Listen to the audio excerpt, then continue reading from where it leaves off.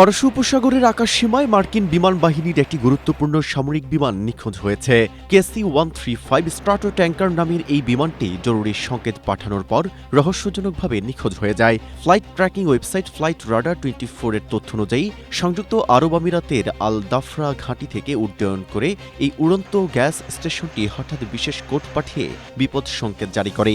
এরপর আকাশে বেশ কিছুক্ষণ বৃত্তাকারে ঘুরে কাতার সীমান্তের কাছে আচমকা রাডার থেকে বিচ্ছিন্ন হয়ে যায়। KC-135 মূলত মার্কিন বিমান বাহিনীর মেরুদণ্ড, যার প্রধান কাজ হল মাঝ আকাশে অন্যান্য যুদ্ধ বিমানকে জ্বালানি সরবরাহ করা।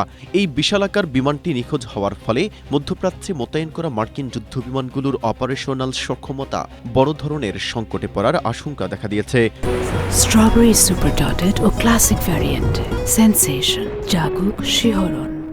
ইরানের বার্তা সংস্থা ফার্স নিউজ ঘটনাটি নিশ্চিত করলেও তেহরান এতে নিজেদের কোনো সম্পৃক্ততার কথা জানায়নি। অন্যদিকে সেন্ট্রাল কমান্ড এই রহস্যময় ঘটনা নিয়ে এখনও নীরব রয়েছে।